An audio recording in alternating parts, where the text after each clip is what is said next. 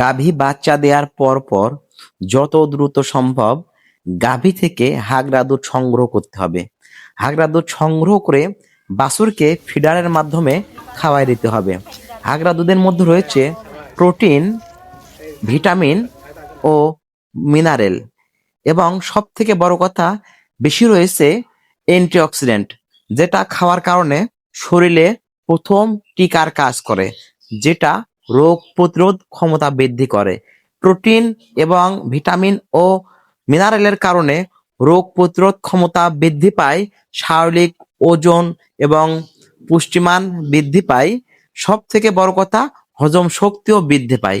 এই জন্য যত দ্রুত সম্ভব বাচ্চা দেওয়ার পরপরই দুধ দহন করে, হাগরা দুধ দহন করে গাভীর বাচ্চাকে খাওয়াই দিতে হবে। অবশ্যই তথ্যটি লাইক, কমেন্ট, শেয়ার করে অন্য একজন প্রান্তিক খামারিকে দেখার সুযোগ করে দিবেন।